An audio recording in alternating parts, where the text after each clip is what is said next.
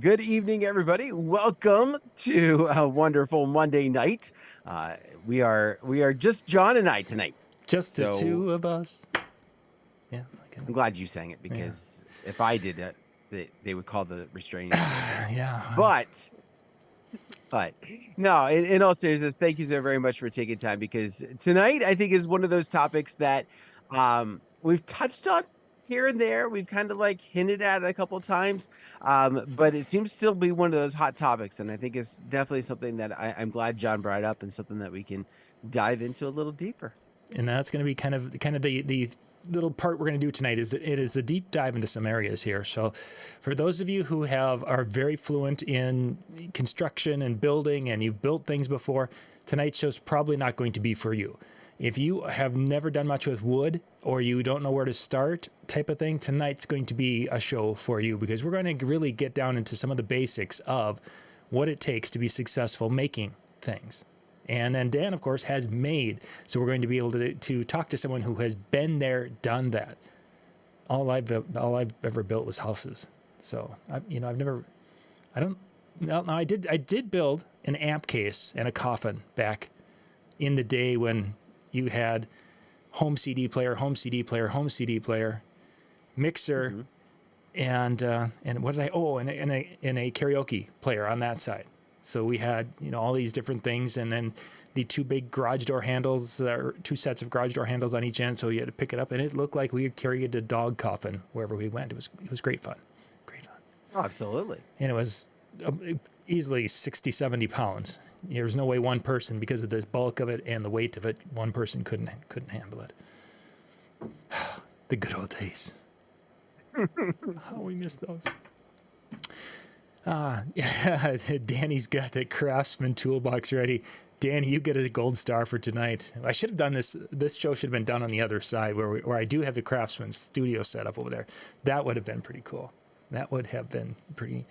I can't even bring a Craftsman tool. I'd have to go over. I don't have any of those even. Oh, man, am I just so unprepared? How are we supposed to talk about building stuff if you don't have the tools? Show it off. Oh, that's just sad and pathetic. We'll get through. So first off, Dan, before you jumped into building your podium, let's talk about the research side. Where were you looking around for inspiration and ideas when you were going to be building something? My gosh, it felt like it came from everywhere because I agonized over this for the longest time. I'm not a handyman in any way, shape, or form. But I didn't want to spend the money that was out there for building it because I also didn't really necessarily find something that was what I'm wanting to do. So I reached out to like Lou Paris because he kind of gave me some directions because he's like, well, I have an ideas that I've been thinking about. And Logan Smith, DJ Low Stacks, had just come out with a video of his booth. At the time it was like version 1 and he showed like a video of what he has. And I'm like, that started to be kind of along the idea of what I wanted to do. And so it was just like a little piece of this and a little piece of that. And then, there was a couple of other DJs, and I don't even remember who they are at this point, had posted some stuff on Facebook, and I was like, there's another idea. And so it was just one of those, like, a little bit of this idea, a little bit of that idea, and I slapped it together to be like, well, this is going to fit everything I'm looking for the way that I'm looking for it. And then some. So what were a couple of the things that you, for your situation, that you had to have in your podium booth? So, well, keep in mind, this is my rolling. So this is the one with the TV on the front. A couple of things that were important to me. I was trying to make it something that I could roll in with all of my gear loaded on it at once. Is 90% of the weddings I'm doing, I'm using the Evolve 50s. So they're small enough that I was like, okay, I want a spot that I can put the sub cabinets on there, someplace where I could put the top bags on. And then I also recognized that this was not going to go everywhere. I knew I was going to run into some things. So I also needed to have parts that were not permanently rack mounted, right? Sure. Like I didn't want something that was screwed in and I had to screw it out to go use it. I wanted a box that I could unhook a couple cables and take the box over and use it underneath a table or use it in another spot. I also didn't want to have to go out and buy, 5 different mic receivers just so I could have some for this system and some for that system. I wanted those pieces to be modular. I wanted them to kind of be take from here and go over to my other booth or to my other needs as they were available. So those were some of the things, as well as just keeping costs down. The TV became an idea after talking a little bit with Donnie Lewis, because he had a couple of his booths, and he's very, very handy like that as well. And he had talked about how, having the nice design on the front is cool. And then I went over and talked to somebody else, and they're like, yeah, but if you've got a TV, you've got all this real estate, it opens up the door for you to do a lot if Mm-hmm. you can put a TV there. And that, combined with the size that I was looking at to have the equipment and be able to use it as a cart, I quickly realized I might as well put a TV. I forget what the dimensions are at the time. It was before I actually built it, but I was getting up to like that 50, 55-inch wide Mm-hmm. space. And I'm like, if I just put something white, just a white wall, that's just going to look kind of plain and boring. Sure. So that's another piece. Like, it was like, okay, I want to put TV in there. And those ideas developed as I got closer to the actual build. So now, when you were kind of starting it out, you remember the conversations back and forth where you were like, okay, if I build this out of 2x4s, this is going to get pretty intense really quick. So what direction did you decide to go, instead of building it completely out of wood? So this one I definitely took from Low Stacks. Basically, his booth was aluminum, and he, aluminum welded pieces together. I had a couple other people who recommended 80/20, but I didn't have any familiarity really with working with that or creating it. Where I felt if I took this design to a fabrication shop, they could weld it together for me. Sure. So I ended up, I forget the width on mine, if it's 2 inches, I think, for the aluminum squares. But it's a decent size. It Mm-hmm. was something that was then recommended to me. They're like, listen, we could go, I think it was two. And they're like, we can go 1.5, but you're not going to save much. You might as well just go two to give it that extra strength. A little bit more So I stability. went with aluminum again, just to keep it as light as possible, um, for the main frame. And for tonight's show, we're not going to dig into working with metal. Metal is something that you have to have a specialty person, especially doing aluminum. You need to have someone who knows what they're doing. You don't learn welding on aluminum. not even close. So we'll leave that part alone with tonight's discussion. Although there are times where, especially when it came to the weight of Dan's rolling case, it was required for that size of a unit. Yeah. And I would definitely recommend that, after we go through tonight, if you're like, that's the direction that I might want to go, is working with aluminum, especially if you don't, there's a lot of fabricators out there that will do this for you. Um, and really in the end, it's going to save you a lot of time and headache. And that weight that you're going to be able to take off, I think is key. Mm-hmm. It's worth it to spend the money for somebody to fabricate it, because in the grand scheme of things, I mean, it probably was half the cost that I had into it, was having this welded. But I also know that there was, like, it was done right. To get them the plan for this, what did they need from you? Did you have to go and sketch things out and give them a blueprint with exact dimensions, or was it something that they took the picture that you had kind of sketched out, and then they came up with what they needed for dimensions?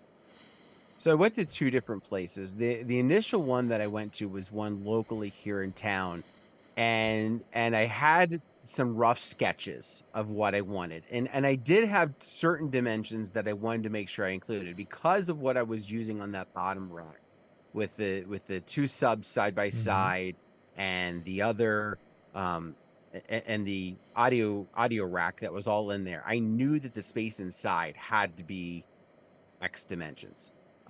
So I gave that to them. I also knew that if I was going to have it, if I was going to be able to fit it, fit the subs and vertically, how much I needed there. So a lot of those dimensions came because of the equipment that I was putting and what I knew I wanted to put in there. And then beyond that, it really kind of helped almost everything from that shape itself. Okay. I padded a couple inches on either side, both width-wise as well as depth, as well as height, just to give me some wiggle room to play with in case my mental piece was off. And they started to take something, but before I even went too far with the company, I reached out to a couple of mine actually, I shouldn't say I reached out. I mentioned something on Facebook, and the bride who was a friend with me reached out to me, and she was just like, "Hey," she's like, "This is what Ryan does." Mm, I was like, "Really?" She's like, "He'd be willing to do this for you. Like he'd be willing, because yeah. I meant, pay obviously, but he'd be willing to, to let you Take hire it. him and do this for you." And so that was able to just basically take in the directions, and there was slight modifications once we got into it, but he then took it from there. So Ryan went and put the frame together, and you were ready to roll.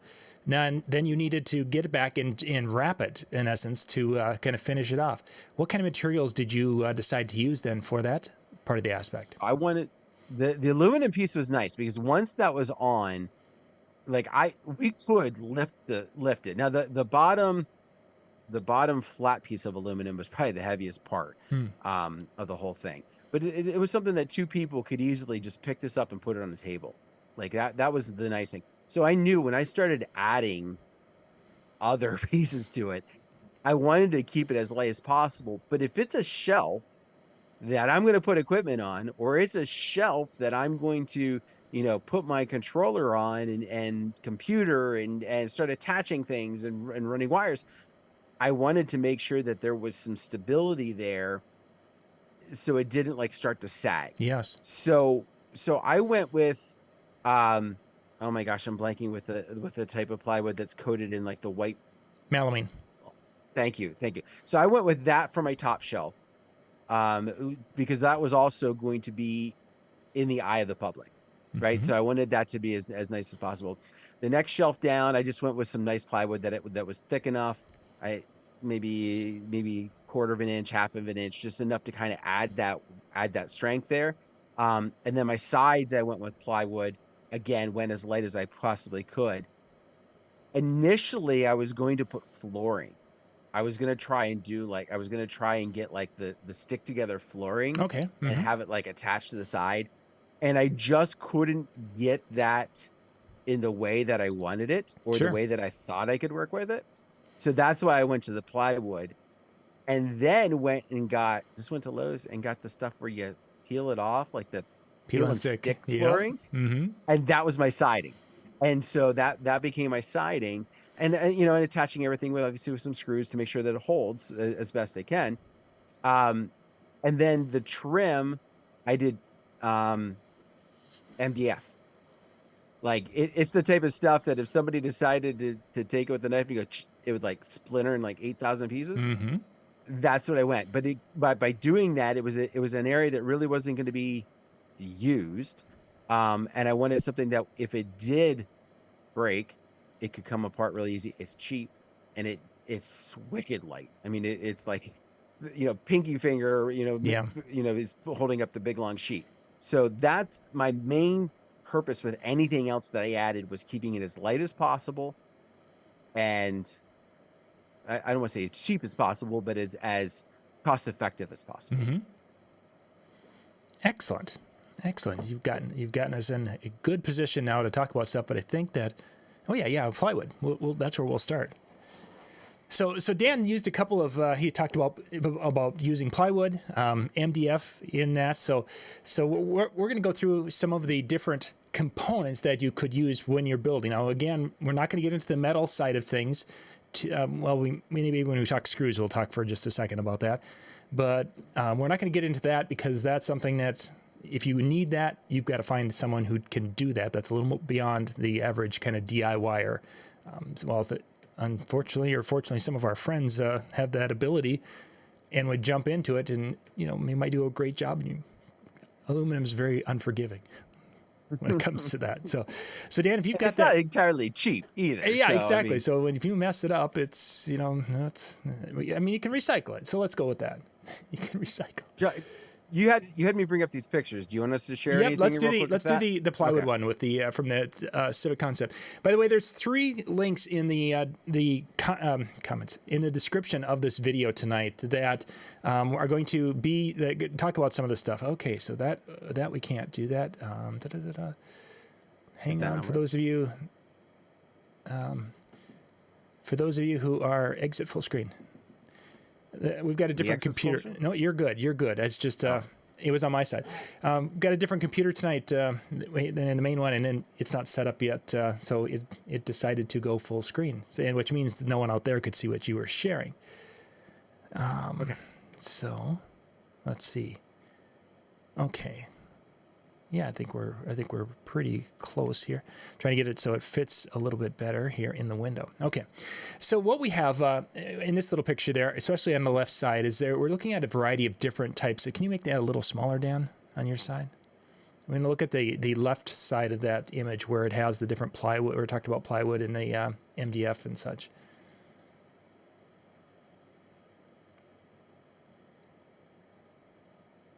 There we go. Did I click on it? There we go. Yep. There? That's what we want to Okay. see. Yep. So you're seeing a variety of different. There's different types of plywood in this image, and some are referred to as plywood, kind of as a generic category. Plywood can be the top two would be considered true plywood, where it is different plies of wood that can sometimes be pieces of wood that have been kind of peeled off a trunk and then they flattened and they will be glued. Sometimes they're glued in different directions. Most of the time they're glued in different directions, but like the very top one, you've got a pretty side and then you've got your middle and then you've got another pretty side as just to give it a kind of a quick little idea what those are.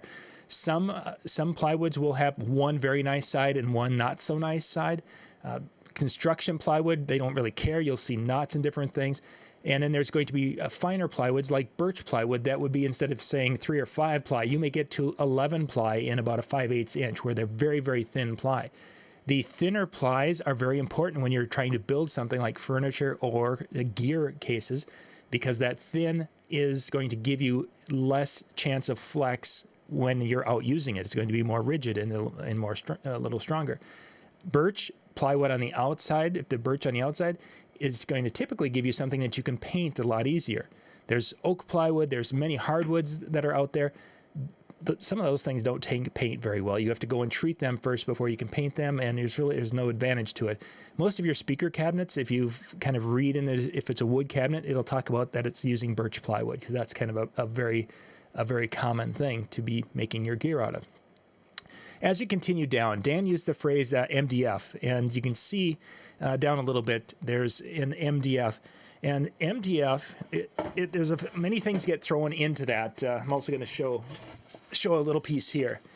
It can be a variety of widths, and typically an MDF that you're going to be seeing like if you go to Home Depot or somewhere, is going to be something that has nicer sides. You know, the sides are all pretty, and then you've got this kind of core in the middle that is basically glued sawdust, chips and sawdust, which is kind of shown on that picture a little bit. That's an MDF. It's a medium density fiberboard is what it is. And they can do quite a bit, but the problem with those is that because it's a sawdust center, they don't do well if they're going to be in a high moisture area. Plywoods will do a little bit better, but there are high moisture types of boards that would work better in a wet condition. There's also a high-density fiberboard, an HDF, which is used in some applications. Really, in anything we would do, we probably really wouldn't look at that. Dan, can you slide down a little bit below that MDF? And then you get down into the particle board. Now, the particle board is typically something that people will use in different applications, like the bottom shelf of a cabinet sometimes are particle board, or they're using it for the back of a cabinet or something to that effect. It really wouldn't be something you'd want to use in anything we were going to do, because it's strictly just glued sawdust on that, and it wouldn't work out well for where we're at or what we're wanting to do. So, how come it's so difficult to control for you, Dan? Well, I'm not able to move it at all because it's an image, and on mine, Okay. like I got a huge black border around mine that's apparently not coming through on your end. Yeah. Well, it is. We've got the black on the side, but yeah, that's just weird. Usually we can scroll those around pretty well. So, well, let's usually if there's other stuff to see. But. Yeah, no, that's so. So there's a variety of different things, but the biggest thing to keep in mind is that if you're going to be doing something, and if you want to paint it, you're going to need to have a birch or a side maple can be painted pretty well. Ash can be painted. Popple can be painted very, very well. You need to have a plywood that has a face that can be painted and take paint well. If not, it's going to take multiple steps to get it to take paint. Mahogany doesn't take paint very well. Oak doesn't, and any others. So that's the birch is what you want to look at. Let's jump to the next one and talk a little bit about some joint, to be able to connect these pieces of wood. If you're building cabinets or drawers, that one's not doing much better. That's huge. I wonder if it's somehow on your end, because I'm sure in the entire window, and you're apparently only seeing a very small portion. Well, of no, that it's window. like typical with you and I in the corner, and then it's zoomed way in. Yeah, I'm not on my end. That's what I'm saying. Like I'm seeing the Okay. entire page. Okay. Yeah, I can see it. I can see it now in the YouTube video what you're talking about. Oh, But hey, that's okay, it not. was on my end. There we go. I'm sorry. And again, I'm sorry for those of you watching. They were figuring out the new settings on the latest. Okay, so now I'm seeing the whole window as we should be. If you want to go scroll us down to that, and this is this link or these pictures are taken from a book on Amazon about building boxes and things. It's in that description below. It's if you want to get into doing some wood projects. It's a great little book that has a lot of information about how you do these things and what these things are, and specifically, in this case, talking about joints for boxes and drawers. So take us down a little farther there, Dan, if you would, please. And as you can see, it's talking about a lot of different frame methods of connecting wood, and many of these you'll see on some of this old house type of things when they're talking about turn of the century furniture. And we're just about a little bit farther there. There we go. I want to just stop right there. So there's a lot of different connections or way to connect boards for making those corners in the boxes or cases. You've got in the number 31 right there, you've got a square-ended butt joint where basically one board butts into the other. And sometimes you would glue it and either put nails in it for something that's not going to be structurally needing a lot of security. Some people would use screws in that one. If you want to take it a step up and make it a little bit more of a durable joint, and then you go over to 32 with a mitered butt joint where the two of them are you cut them at a 45 and then get that. And again, in that case, you'd probably use either a finishing nail or a finishing screw to hold those two together. And as you continue through, there's just a lot of different ways of connecting two pieces of wood in this area. You're getting into dovetails and finger joints and different things such as that. Most of those are going to be probably beyond, except number 40. Number 40 would be kind of an important joint right there, the butt rub joint, which sounds like something you would do to your chicken before you cook it. But no, it's not. It's not. That would actually be in Dan's case when he was building his rolling case, and he wanted to make it so that bottom shelf could handle some weight and not be kind of collapsing down. If he didn't use the aluminum, he could use a joint like that where he would have the sides and then have that little kind of that little rub joint is what's basically that little block in there to help support that bottom shelf. That would be installed under, and it could be literally installed on both sides in the front, and that would help to support that shelf that would be handling those subs. Unfortunately, because it's wood, it would still probably sag without something to support the part closest to Dan, whether that's using a board under there or whatever. But that would help tremendously to keep it from basically breaking on the sides where those where it would like be screwed into the side panels. So there's a lot of good information there if you guys want to check that book out when it comes to that. Some of those joints are very difficult to do, and there are some of them I wouldn't even attempt myself, and I've done quite a few of those off and on with different projects. With the biscuit cuts, those I've done. The doweling is always kind of neat. The spline miter, I've done some things with that, but there's some of them that are truly a craftsman who is patient and has the right tools. Yeah, that's where some of them are needed. I feel like you're not talking to me on that one, John. There's many of these as I'm looking at it. It's like, man, I've done those. I don't know if I could do some of those again, even though I have better tools today than I did then. But it was one of those things that it just took so much time. When you get into doing mitered dovetail, you've got to have those things all planned out, and you've got to be able to lay those out, and you're going to be cutting and doing the things, and you got the chisel to clean out there's a lot of putsy work to that to get them to fit and fit well. And I just don't I don't think I could do it right now, or I probably eventually I'd have to probably practice on a couple of them. So, all right, let's jump to the next one. I want to hit a little bit on screws. There's a lot of different screws and different things you can use, and this is going to have this little page. I was trying to find one that just literally had wood screws, and you really don't find those. The top are kind of more of a metal screw, which in Dan's case, some of those might have been needed with what he did to be able to attach to his aluminum. Now, if you take a look, compare that top row to the center row. Some of those screws, specifically if you look at the black, the Phillips panhead particle board screw in the middle, that's kind of like in the middle right of the middle row. And then you look up to the panhead self-tapping screw above there, you can see that there's a little bit of difference between the two. Obviously color, but we're not there. They can be very similar in size, but the difference between them is the way the threads are when you're dealing with metal and when you're dealing with wood.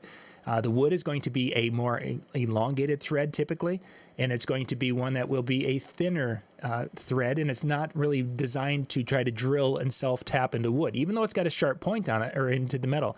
It has a sharp point on it like you would think that would go into metal, but they're just not as strong enough to be able to use consistently in metal. Whereas the self-tapping one up above, that silver one, will be able to get in that, and it has those aggressive threads that are just bigger and stronger that will be able to go into that metal and stay and hold and not collapse as the metal, that they basically grind away. And that's the biggest difference you're going to have between the metal and the wood screws is the strength of those threads, because you don't need to have super strong threads when you're going into wood. Looking on the very left of that middle row, you've got the Phillips drive, where you'll see that there's part of the shaft is not, the shank there is not threaded, and then you get into the threaded part. That is a screw that would be used if you were going to be putting two pieces of wood together, making that joint, and you were going to be coming through this piece of wood into that one, and you really didn't want to have any of the threads into this screw, because you want to be able to go and have the threads getting into this wood. No threads in this wood. You want the screw to go through this wood, and then when it hits that shaft, it's going to be able to turn in this board, and then the threads are going to all be inside this board to suck it in nice and tight. That's why in the wood situation, you'll see many of them that have that, where the shank is, about 3/4 inch, and it's not, doesn't have threads on it. And you'll see that with the first four are all that way. The big difference why you don't see it on the latter part is, with drywall, it's a little bit, the last two are drywall screws, in essence, of what you would call those. It's not as important in drywall to have an open shank like that, so that's why they don't bother with it. But for wood, where you're attaching one by to something else, that is very common. And you can get those where it's meant for a 2x4 also. When you get a 4-inch screw, it's got an 1.5 inch space in there, so that after it's gone through the board, it can spin freely and suck into the next board to pull it in nice and tight. The trim head screw that's in there about right in the middle of that second row, they make a version of that is a decking screw that can be used in some of our applications. Now, the version that's a decking screw has the thread, and it'll have a little space in there that's kind of a smooth, where there aren't any threads, and then there will be a different thread at the very end. So you've got the part that goes into the next board, and then there's a last little bit of thread that will go and catch the current board. And the two threads, if you look at them very carefully, and some screws some companies make, they will be slightly different, so that the screw goes into the bigger board, and it'll start to suck into that, and it'll catch strongly into the board you went through, and that helps to pull the two together, but it doesn't, it'll allow it to spin a little bit freer, but it'll get in there, catch it, and then suck everything together. Whereas the one that we're looking at, the trim head screw, the only thing that would be catching in that board would the board that would be here, the only thing it'd be catching is the head. There's nothing to catch the extra wood. So there's times where those trim head screws, I have had some of those. I pretty much have thrown those away, or they just aren't used, because I've gone to those finishing screws. They have a T15 head, so that's a tiny little torque head. And those work in so many applications. And I like the way they suck in, and yet they hold both pieces of wood very, very well. And in the bottom, we just have a variety of different, some other screws that are used in metal applications, more self-tapping stuff and such. Okay, what are we up to next? Oh, anchors.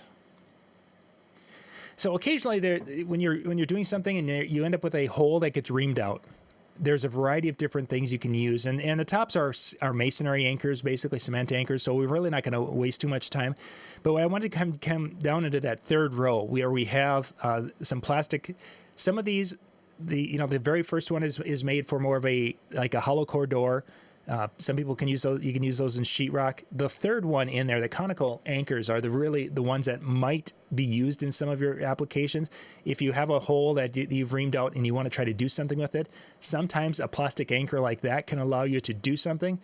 The key with any of these anchors is that we're using in wood is that they're never as strong as reamed out wood. What it should have been.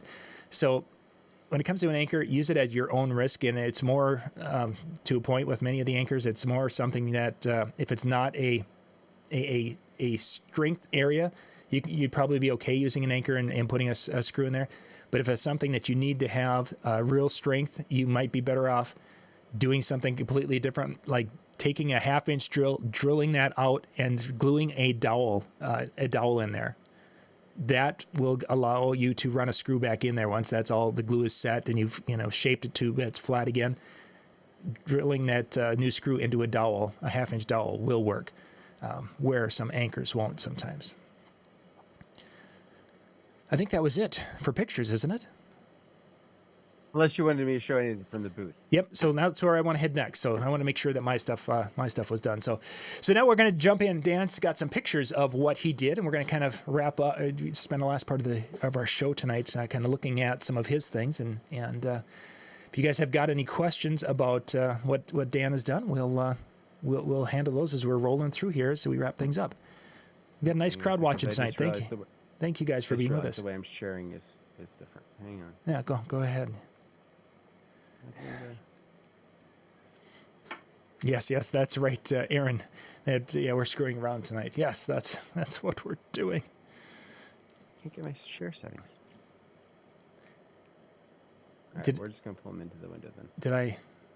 Did I? It messed me up. That's what you did. You messed me up. Well, let me see. Did I? I can stop your sharing. Yeah, stop my sharing for a second. And then I can reshare. Okay. I'll fix it.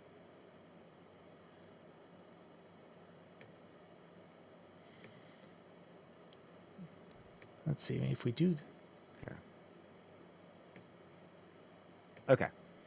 Now they came back. There we go. Somehow they got moved.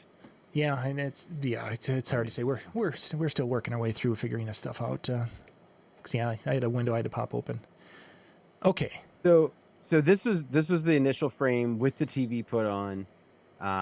So this was none of my doing outside of some dimensions and some extra kind of like 2 cents that I gave him.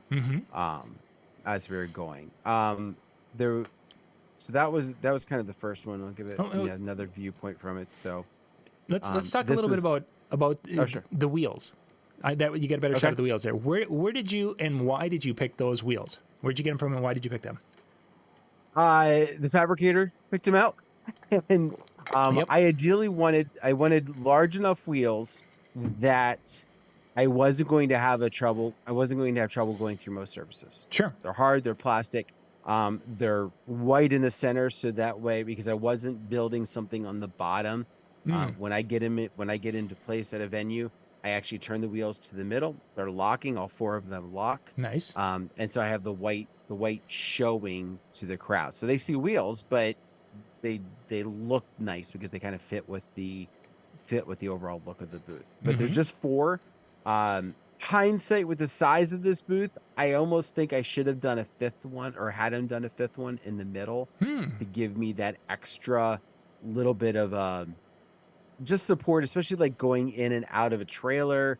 You're going up, you're going in, just to give me that extra, even if it was just a smaller one to kind of balance that piece in the middle, I think would have helped. Sure, it Because kept there's you been from. once or twice those ones on the end have gotten caught, Mm-hmm. and it's like trying to get them out without losing control of the booth is tricky. Good. Yeah, that's a good thought. Were you concerned about center of gravity? And I see because you've got a big sheet of aluminum there at the bottom. But did you put any thought into where that center of gravity was going to be in tippiness?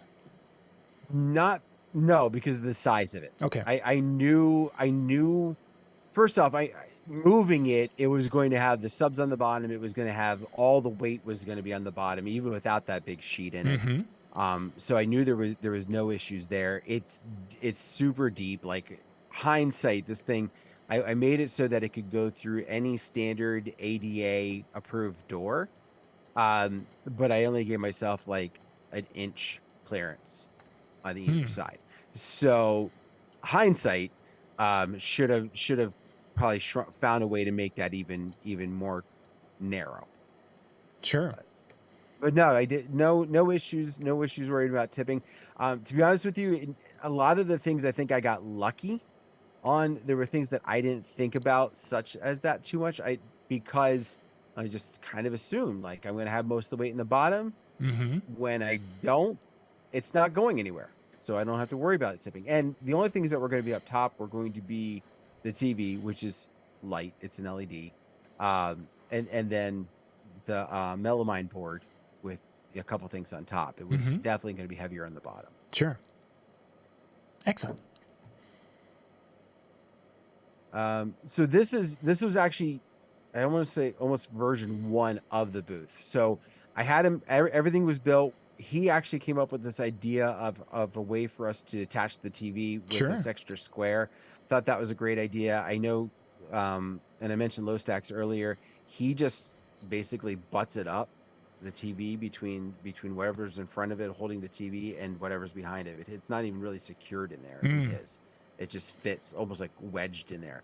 I wanted to attach my original plan was that the top of the booth was going to stick out in front of the TV enough so that I could put like a whiteboard down there if I didn't want the TV. Almost just like poster board, not Oh yeah, really yeah, poster yeah. board, Mm-hmm. but Covered up. something super thin and small or to be able to just pop the TV out. Like if I have a problem with the TV, like ideally when it came down to it, I just never was able to make that work Hmm.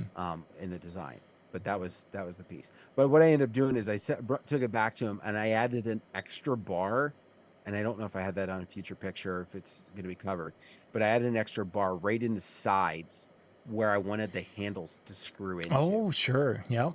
because I didn't want to be moving around holding the booth. I wanted handles on it. Yeah. And even if I had to like lift it up or pick it up, I wanted the handles screwed into aluminum. Yeah, And for so sure. that's what I ended up doing with it. Mm-hmm. Good idea. So this is just the front side with the TV mounted. This is where I started to put some of those pieces on. So Yeah. this is the melamine at the top, and then again just that thin plywood on the bottom. You'll notice it back in the there we go. No, go to the first one. That crossbar was the main piece, but everything else kind of sits. So this gave support in the middle, so I didn't have to worry about any sag. I mean, with the Yeah. melamine, I wouldn't have anyway. But on the bottom, which is the plywood, I didn't want that sagging, so I had him add these extra bars in, so it was Yeah. Good idea. sitting Yeah. around all 4 pieces. And then this was putting that side on. Like I said, I wanted to have that was that plywood. I put wood glue and then screwed it like insane, and then just used clamps to make sure it kind of all held together. Then I added, I wanted to have protection for the TV. So this was probably the most expensive piece outside of the construction of the aluminum. Hmm. Was my I'm blanking on the name of it. The The plexiglass. Glass. Thank you. Yes, I was just blanking. Plexiglass. But I had to get, so there was a couple things. Both the melamine and the plexiglass, I had to get much larger than what I needed because they didn't make a size like that. So I was Ah. paying for a lot of Waste. wastedness. Yeah. Where if I kind of had pieced my parts first, I probably could have gone narrower, still fit everything, Hmm. and used a smaller piece of melamine. The plexiglass, probably not so much, but maybe I would have had some wiggle room there. Um, but yeah, that was one piece. And then that peel and stick flooring. Nice. That looks good. So it made it good, and it gave me room for the trim around the sides. And then there you have it all put together. And I was wrong. I said MDF. I think it was more of a PVC Yeah, that looks for like the trim. PVC, the trim board. Yeah. Yeah, and Yeah. again, that still So it can dent really easy, but mhm, it's inexpensive and easily replaced.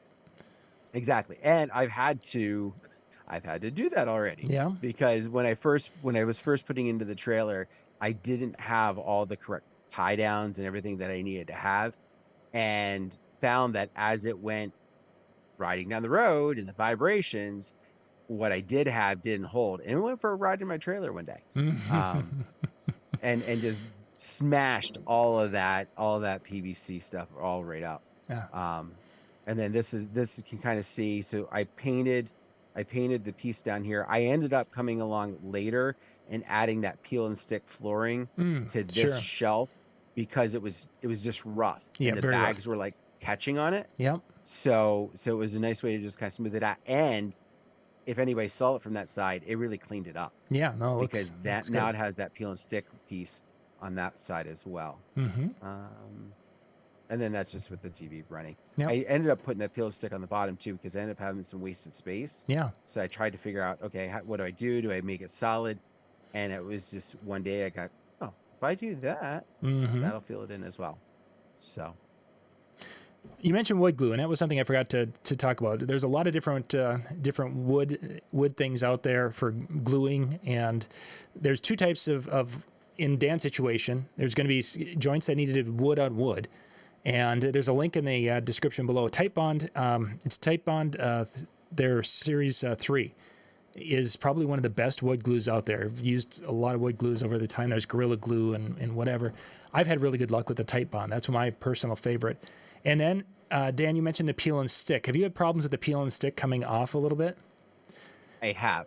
So what I kind of lucked out was because of how I stuck it on and because of the trim, it tends to stick. Mm, But during the hottest summer months, the board elongates, right? That peel and stick elongates, I guess, because it'll like expand bubble into, out. yeah. And I have to like push it down and stick it on. So I like the peel and stick, but I also recognize that if I go to a new version, I might have to do something else to make that hold better. And the glue that you need is called, it would be an epoxy, where it's basically a two-part glue. If you guys have ever played with epoxy, it can be very nasty stuff, but it would be the only thing that would allow you to stick flooring on there, and it will not come off once it's there, which is good. And it could be bad if you don't get it on straight the first time. So just keep that in mind. If you're going to be doing something like that, epoxy, while tough to work with, is permanent, for surely permanent. The wood glues and such are good for the right application, but the in what Dan's doing there with the peel and stick, or putting that flooring on, you would need an epoxy to be a permanent hold. But the Like, Type John, why Bond, didn't you tell me this back when I was building this booth? I didn't think about it. We didn't do this show. It's just like, wait, in 4 years we'll do this show, and then we'll cover everything. There you go. There you go. So yeah, I mean, looking back on it now, since you've had that booth, now you have purchased additional units. As far as, so, what was the reason from going from building one to purchasing? Because I think my wife and I would have gotten a divorce had I done this a second time.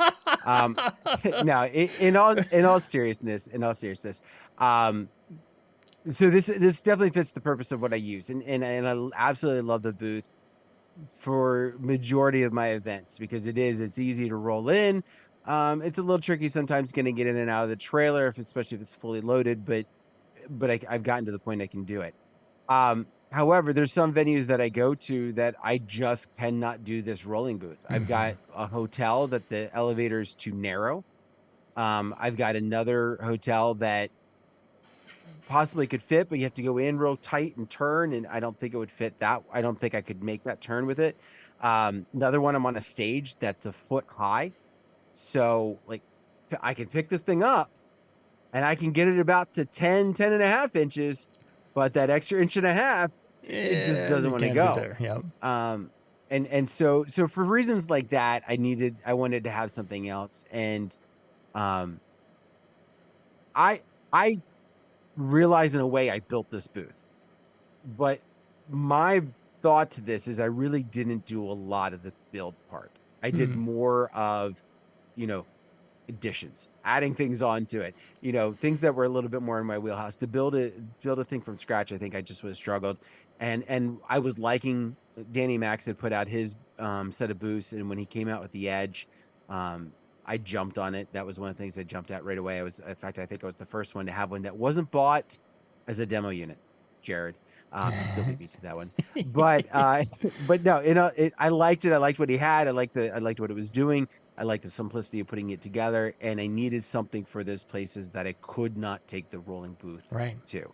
Yeah. And that's ideally what led me to that.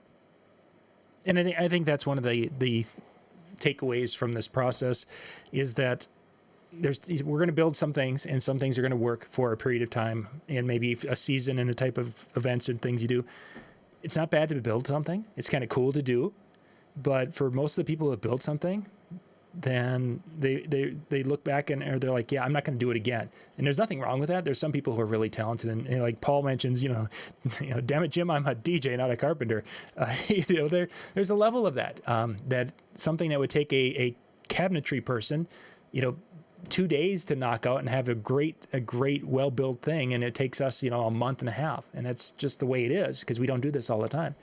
But ask that cabinet guy to put together a playlist that's going to keep the dance floor rocking.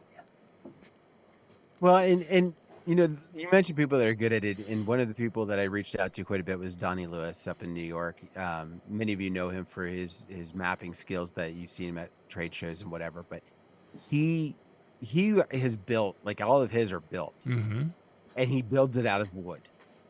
And he even admits they're heavy, Yeah. like they're rolling in, but they look gorgeous. Mm-hmm. And every once in a while he'll get a new idea, and next thing you know, he's coming out with new furniture for himself.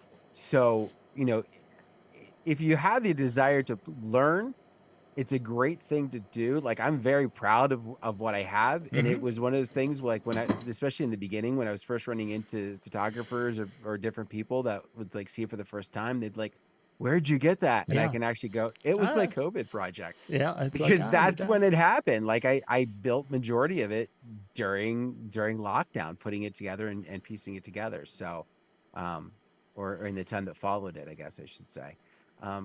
But it isn't for everybody. No matter what you have, it's not going to be for everybody. So you got to find what's going to be best for you. And does it make more sense to build that or buy it? Mm-hmm. I've had this conversation with my cousin lately. He saw my booth and he wanted to have one for himself. And I'm like, listen, you can do that.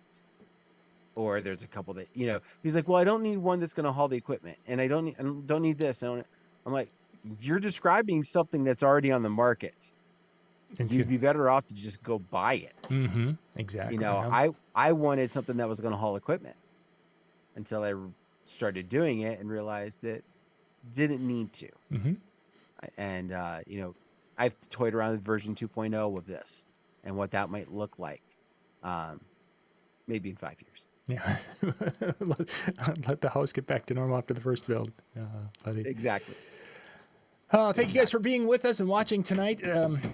Up next here in about 10 minutes now, Hanging with Howie is going to be in the chill room, djntv.com/chill. You guys can jump out there and hang out with Howie. The link is going to be in the chat here, and so you can hit that.